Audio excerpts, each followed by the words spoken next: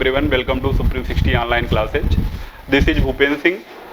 बेटा, मैंने आपको हाइड्रोजन इट्स कंपाउंड पढ़ाया हुआ था, उसमें हाइड्रोजन की प्रिपरेशन हो गई थी और उसमें 4 प्रिपरेशन मैंने पढ़ लिया था और फिजिकल प्रॉपर्टी भी पढ़ लिया था। समझ रहे हैं आप?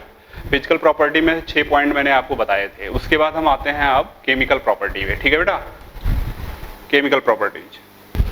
हाँ बेटा, देखिए जरा, हाइड्रोजन की प्रॉपर्टी पहले पढ़ने से पहले हम देखना है, बिकॉज हाइड्रोजन जो होता है दोनों की तरीके एक्ट करता है, रिड्यूसिंग एजेंट भी और ऑक्सीडाइजिंग एजेंट भी। तो हम चल रहे हैं देखने की ऐसा क्यों करता है वो। तो ये आपको चेक करना है ऑक्सीडेशन स्टेट के हेल्प से।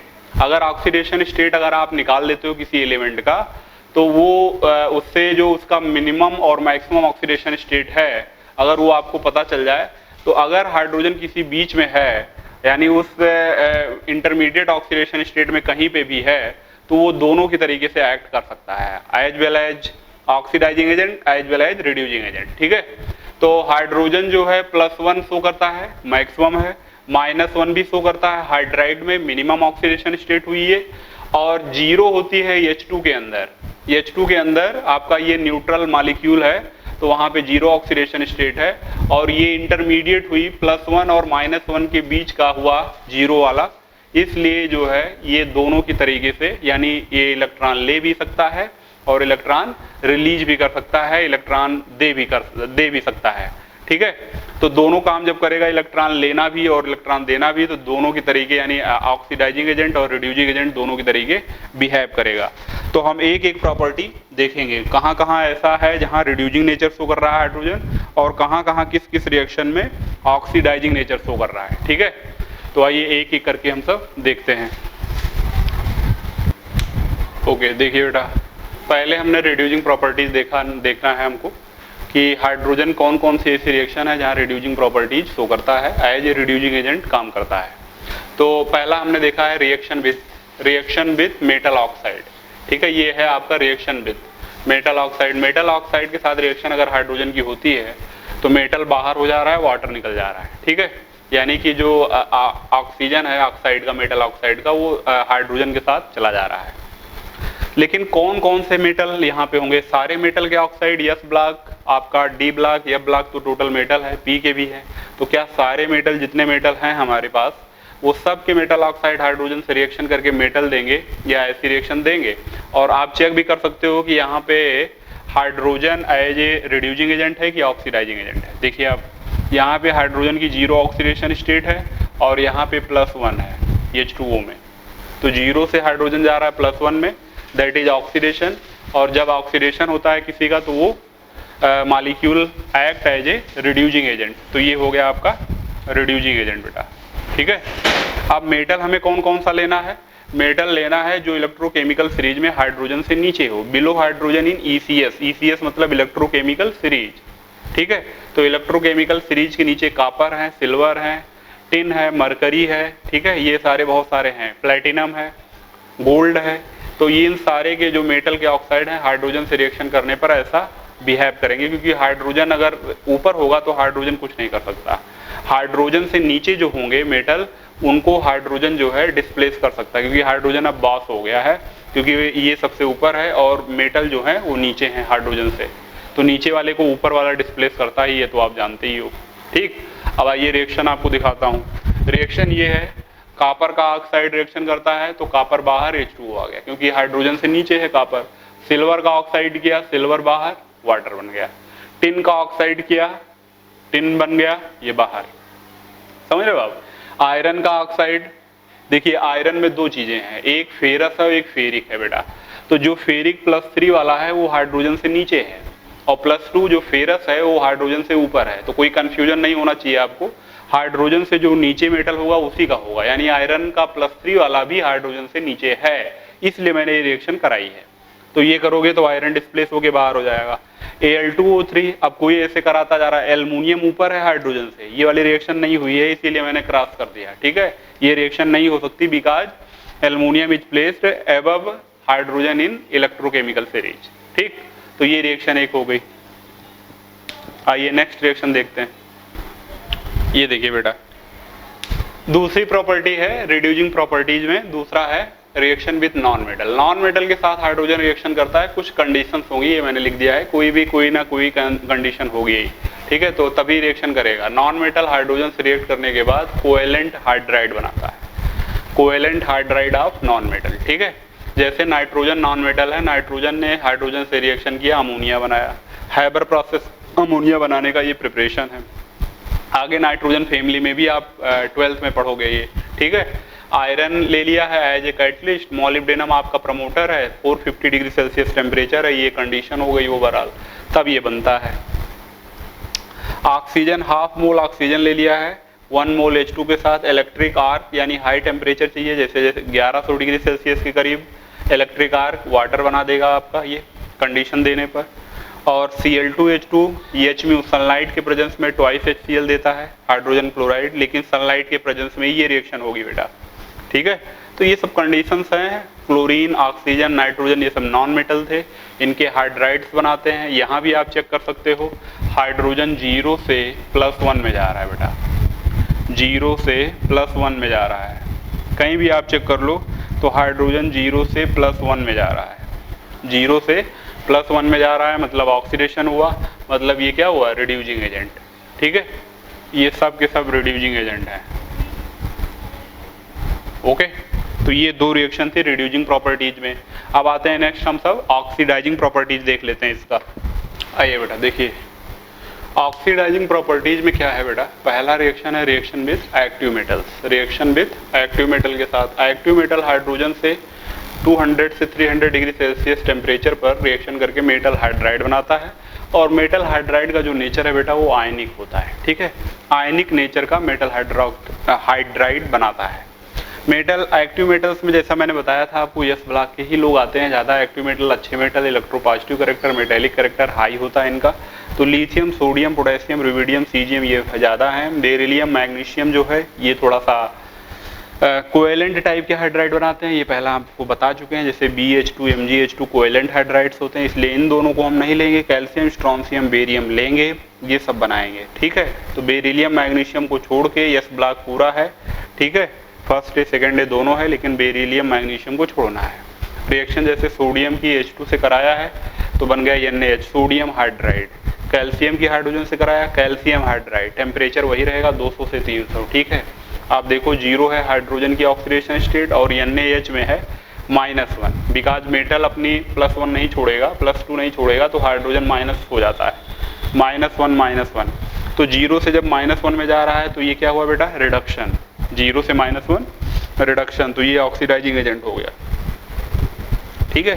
OA का मतलब है ऑक्सीडाइजिंग एजेंट, RA का मतलब है रिड्यूसिंग एजेंट, ठीक। तो ये आपकी ऑक्सीडाइजिंग प्रॉपर्टीज शो कर रहा है हाइड्रोजन जब एक्टिव मेटल से रिएक्शन करेगा। तो रिएक्शन विथ अनसैचुरेटेड कंपाउंड ठीक है, reaction with unsaturated compound, unsaturated compound के साथ रिएक्शन कराते हैं हम सब, ठीक है। तो बेटा सेकंड प्रॉपर्टी जो ऑक्सीडाइजिंग प्रॉपर्टीज में सेकंड रिएक्शन है वो है रिएक्शन विथ अनसैचुरेटेड कंपाउंड।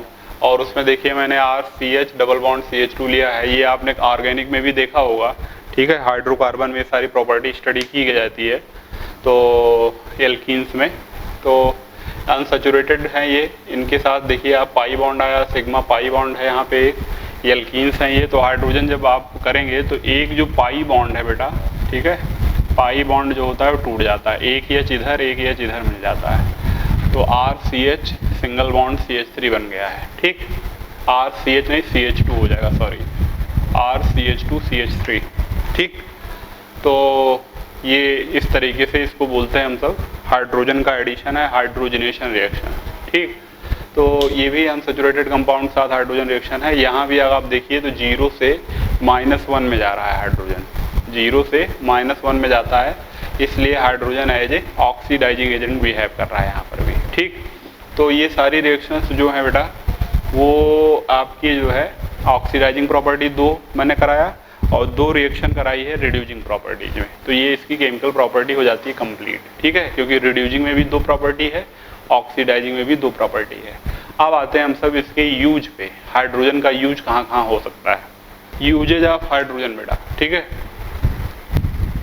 आइए देखिए बेटा, यूज ऑफ हाइड्रोजन में पहला यूज जो है, जो सबसे ज़्यादा इंपॉर्टेंट है, पूछा जाता है, वो है as a economic fuel due to two reasons. ठीक है, as a economic fuel. Economic का मतलब क्या होता है? इकोनॉमिक का मतलब होता है कि जो फ्यूल बहुत ही कॉस्टली ना हो, बहुत ही सस्ता हो। इकोनॉमिक क्लास आप जानते हैं, वो क्लास होती है जो लग्जरी प्रोवाइड नहीं करती, केवल आपको जो है वो राइड मिलेगी, वो फैसिलिटी मिलेगी, बट जो है बहुत ज़्यादा लग्जूरियस नहीं होगा, सस्ता होगा, अच्छा होगा। तो ये बहुत ही सस्ता फ्यूल हो सकता है, इकोनॉमिकल, बजट फ्रेंडली हो सकता है ये फ्यूल।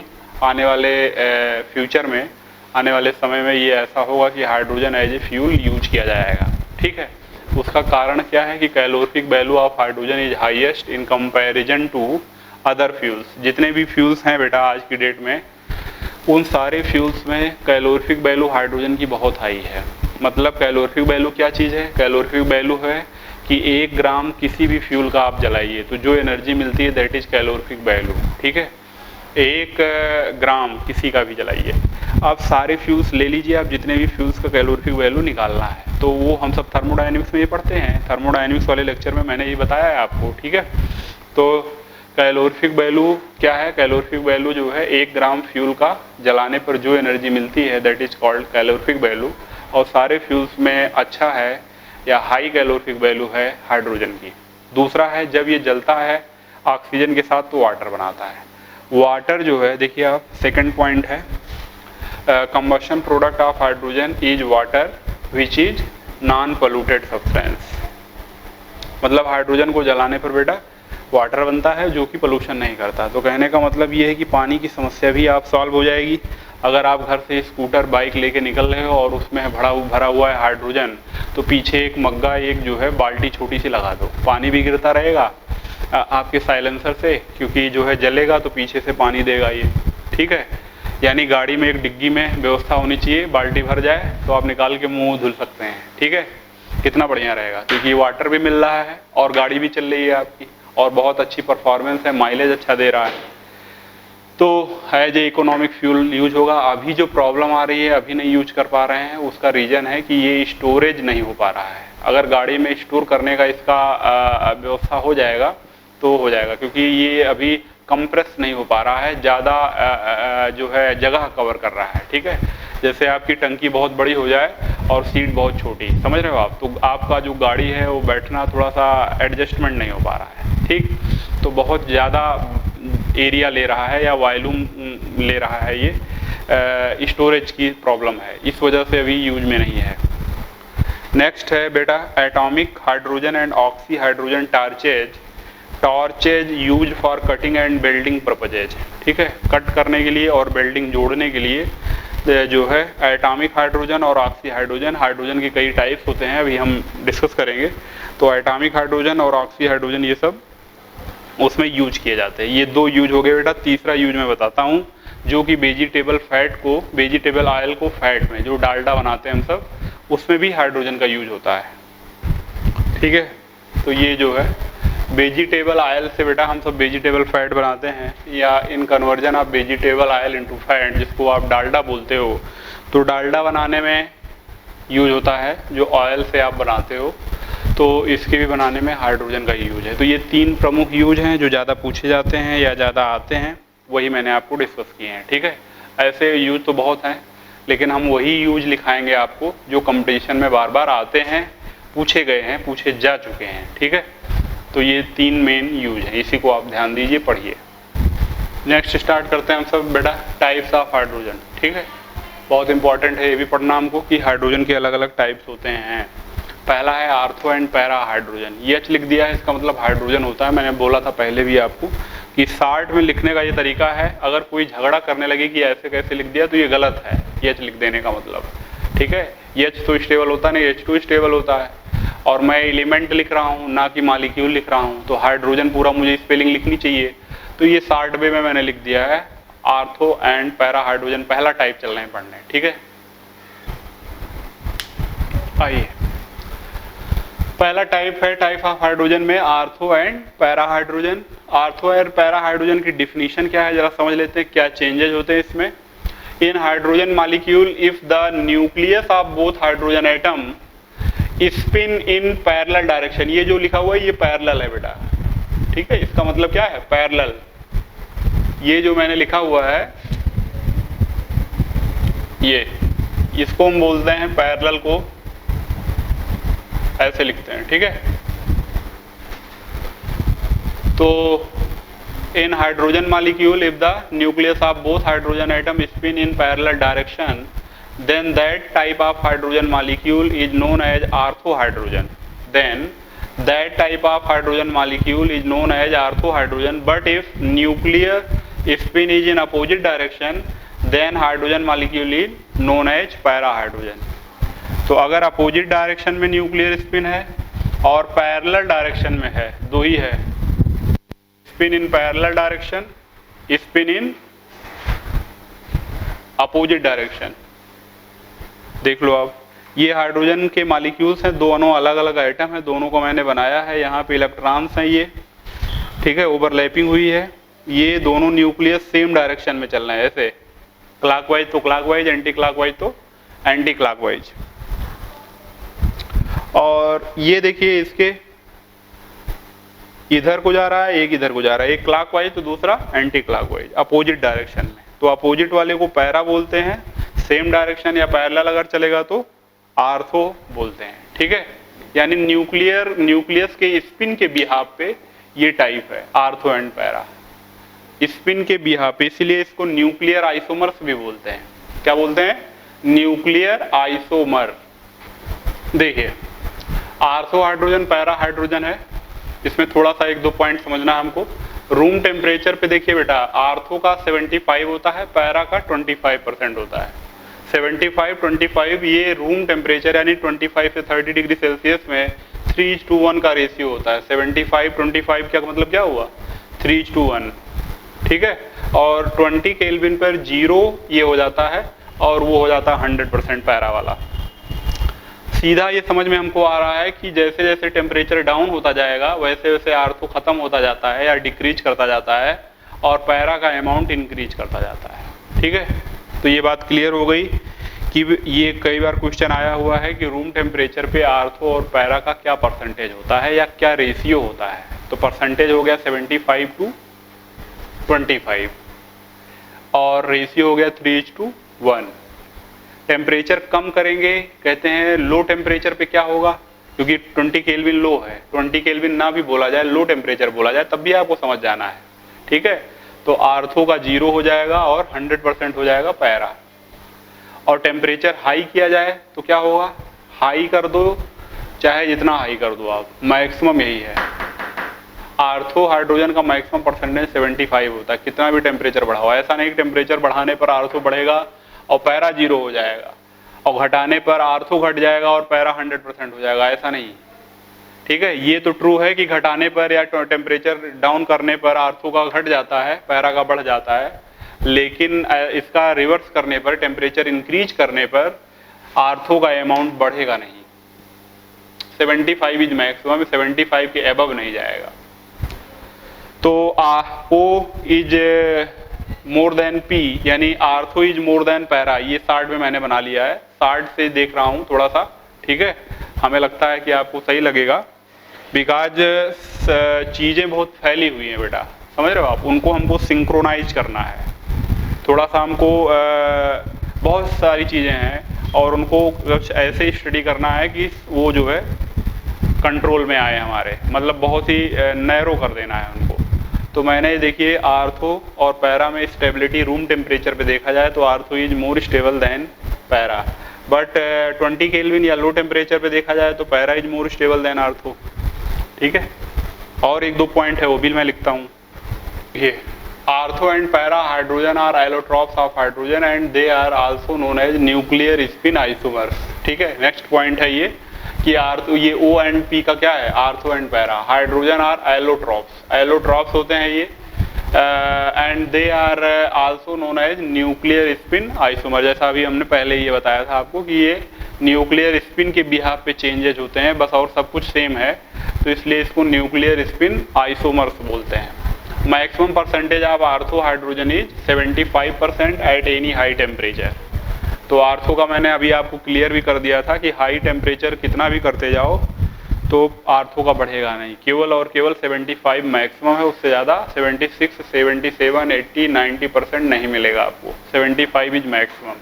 ठीक, then ortho and para hydrogen have same chemical properties but differs in some of their physical properties. ठीक है, तो chemical property ortho para hydrogen की सेम होती है, ये हैं सब कुछ सेम, बस फिजिकली थोड़ा सा चेंजेज है और वो चेंजेज है न्यूक्लियर के स्पिन में। ओके, आइए देखते हैं। दूसरा टाइप है बेटा ऑक्लूडेड हाइड्रोजन। पहला था आर्थो पैरा, दूसरा है क्या occluded hydrogen, OCCLUDED, occluded hydrogen. तो कहते हैं क्या सम मेटल्स कैन एब्जॉर्ब और एडजॉर्ब दोनों अलग अलग चीजें हैं। ठीक है, AD है, D फॉर, समझ रहे हैं आप, D फॉर डमरू, समझ रहे हो, एडजॉर्ब ऐसे बोल दिया, समझ गए आप ना। जो एडजॉर्ब होता है वो सरफेस फेनोमेना है, सरफेस पे चीजें होती हैं, अंदर घुसता नहीं है। एब्जॉर्ब पूरा पूरा घुस जाता है, जो भी चीजें उसके ऊपर रखोगे ना वो सब एब्जॉर्ब हो जाएगी, खत्म, फिनिश, दिखाई नहीं पड़ेगी। लेकिन ये जो है दिखाई पड़ेगी, इसका कुछ पार्ट अंदर घुसेगा, समझ रहे हो आप।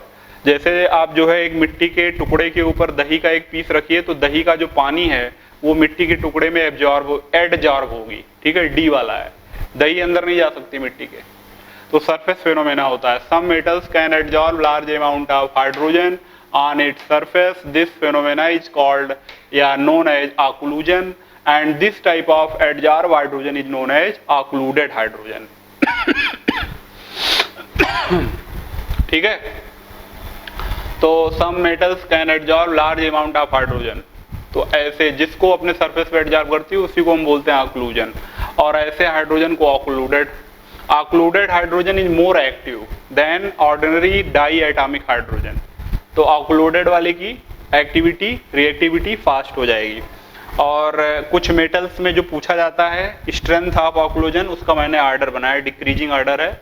कोलाइडल पैलेडियम का सबसे हाई होता है। अगर पैलेडियम, देखिए पैलेडियम मेटल है जो D ब्लॉक का है, वो मेटल्स दो स्टेट में एग्जिस्ट कर रहा है। एक कोलाइडल स्टेट है जो सरफेस केमिस्ट्री में हम सब पढ़ते हैं, कोलाइडल सोल्यूशन, तो colloidal palladium, simple palladium, platinum, gold, nickel. सबसे ज्यादा पावर है कोलाइडल वाले की और सबसे कम पावर है निकिल की।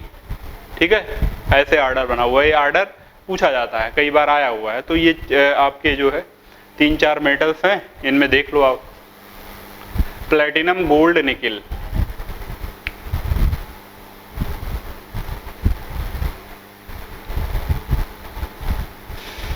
ठीक, तो ये याद हो जाएगा, ऑक्लूडेड हाइड्रोजन हो गया। आइए नेक्स्ट पे चलते हैं। देखो बेटा, नेसेंट हाइड्रोजन की बात करते हैं। First is ortho and para hydrogen, second is occluded hydrogen, third is nascent hydrogen. Nascent का मीनिंग क्या होता है, तो हिंदी में अगर आपको बताएं तो नेसेंट का मतलब होता है बहुत ही जस्ट जो हुआ है। जैसे नेसेंट बेबी है, नवजात बच्चा नहीं बोलते हैं, नवजात रोग विशेषज्ञ डॉक्टर भी हो जाते हैं। मतलब ये है कि जो बच्चे होते हैं, छोटे बच्चे जस्ट अभी डिलीवर्ड हुए हैं, उनको आप नवजात बोलते हो। ठीक है, अभी तुरंत जन्म लिया उन्होंने। तो ऐसे हाइड्रोजन जो तुरंत जन्म लेते हैं, या ऐसे ऑक्सीजन जो तुरंत जन्म लेते हैं, कोई भी हो XYZ, ऐसा नहीं कि हाइड्रोजन ही हो सकता है। तो एलिमेंट में भी हम सब नेसेंट उनको बोलते हैं, न्यूली बॉर्न इसीलिए बोलते हैं। ठीक है, इंग्लिश में बोलेंगे क्या, newly born hydrogen. Nascent hydrogen is newly born hydrogen. अच्छा, न्यूली बॉर्न जो भी होता है उसकी एनर्जी क्या होगी, हाई की लो, बहुत ही होगी। तो एनर्जी बहुत ही हाई होती है, unstable due to high energy, बहुत ही अनस्टेबल होते हैं, हाई एनर्जी होती है। ठीक है, वेरी रिएक्टिव फॉर्म, क्या है, रिएक्टिव फॉर्म होगा। एनर्जी जिसके भी पास ज्यादा होती है वो रिएक्टिव फॉर्म होता है, फिर वो रुकता नहीं, कंट्रोल में नहीं होता, क्योंकि एनर्जी उसके पास क्या है, ज्यादा। तो ये आप जानते ही हो, ये तो बेसिक फंडा है कि किसी के पास भी एनर्जी ज्यादा होगी तो कभी वो रुकता नहीं है। अगर आपके पास बहुत सारे पैसे हों तो आप किसी की बात नहीं लगता है कि सुनेंगे। ठीक है, क्योंकि आप अपने तरीके से करेंगे। आपके पास जो है बैलेंस नहीं हो पाता है, फिर वो अनस्टेबिलिटी ज़्यादा आती है। ठीक है, और जैसे जैसे डेड हो जाता है, जैसे आप देखिए जो भी बॉडी डेड हो जाती है, डेड बॉडी, वो 100% स्टेबल है, बिकॉज उसके पास कोई एनर्जी नहीं है, पैसा नहीं है, इलेक्ट्रॉन्स नहीं है। ठीक, तो मैं ये कहता हूँ कि जो है न्यूली बॉर्न है, बहुत ही रिएक्टिव फॉर्म है because of energy, high energy, unstable due to high energy, और इसीलिए ऐसे नेशेंट हाइड्रोजन को हम सब यूज करते हैं as a reducing agent. Are a means क्या हुआ, reducing agent, used as a reducing agent. कुछ रिएक्शंस मैंने दिखाई हैं, H2SO4 के साथ जिंक की रिएक्शन हुई है, ZnSO4 बन गया, जो हाइड्रोजन रिलीज हुआ दैट इज नेशेंट हाइड्रोजन। सोडियम की अल्कोहल के साथ रिएक्शन होती है तो RONA हो गया, जो हाइड्रोजन निकला that is also nascent hydrogen. Okay, तो ये आपने देखा होगा कहीं कहीं पे तो ऐसे दिखा दिया जाता है, ये जो दिखाने का नेशेंट का मेथड है या तरीका है वो ये है, इस तरीके से हम ब्रैकेट में दिखाएंगे नेशेंट हाइड्रोजन को, ठीक। लेकिन जैसे कहीं कहीं बुक्स में लिखा होता है तो 2H है तो ऐसे भी लिख दिया एक तरीका, तो ये है, दूसरा तरीका हमने ऐसे लिखा हुआ मिल गया आपको।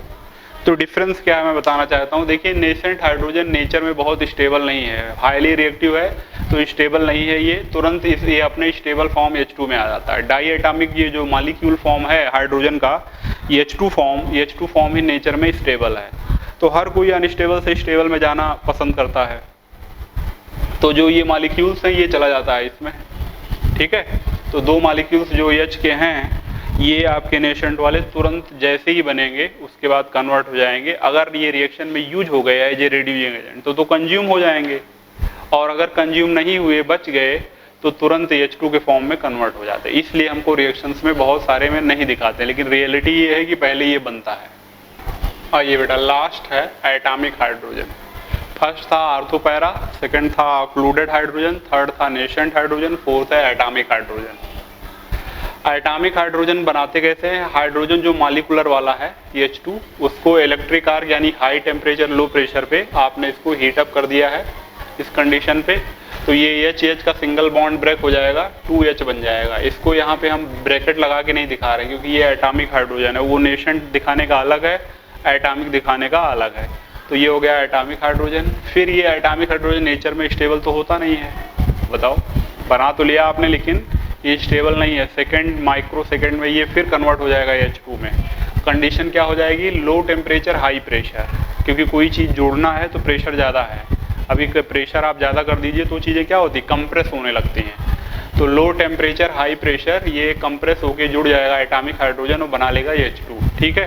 प्लस लार्ज एनर्जी, ठीक है, क्योंकि आपने यहाँ पे एनर्जी दिया है, ये देखिए आप H2 से जब 2H आपने तोड़ के बनाया तो तोड़ने के लिए जो एनर्जी चाहिए, हाई टेम्परेचर जो क्रिएट किया इलेक्ट्रिक आर्क, को कहाँ से दिया, आपने खुद दिया है ना। तो इसको हम बोलते हैं क्या, एंडोथर्मिक प्रोसेस, जिसमें एनर्जी मुझे देनी पड़ रही है, दैट इज एंडोथर्मिक प्रोसेस। जहाँ से एनर्जी मुझे मिलती है या रिलीज होती है नेचर में, दैट इज एक्सोथर्मिक प्रोसेस। तो ये एंडो है और एंडोथर्मिक प्रोसेस है, और यहाँ पे ये प्रोसेस एक्सोथर्मिक हो जाएगा बिकॉज जब 2H H2 में जाएगा तो जितनी एनर्जी लिया हुआ है, बिकॉज आप जानते हो कि लॉ होता है कंजर्वेशन ऑफ एनर्जी, ठीक है। जो भी हमारे नेचर में एनर्जी है वो कंजर्व है, एक फॉर्म से दूसरे फॉर्म में कन्वर्ट हो रही है, एनर्जी का लॉस नहीं हो रहा है, फॉर्म चेंज हो रहा है। तो ये एनर्जी जो लिया हुआ है यहाँ पे हीट करके ऐसे बना, तो जब H2 फॉर्म में आएगा तो large amount of energy nature में रिलीज कर देगा, और ये एनर्जी आप कटिंग या बेल्डिंग के लिए यूज कर सकते हैं, ये एनर्जी आप यूज कर सकते हैं। इसीलिए मैंने लिखा है atomic hydrogen is used in atomic torch for cutting and welding of metals, ठीक है। Cutting of welding of metals में लार्ज एनर्जी जो है ये प्रोड्यूस हो रही है, यूज होती है, ठीक बेटा। तो ये आपका था लास्ट फोर्थ एटॉमिक हाइड्रोजन। अच्छा, सारे जो मैंने पढ़े हैं उनमें ज़्यादा एक्टिविटी रिएक्टिविटी का क्या ऑर्डर होगा जरा देख लीजिए आप।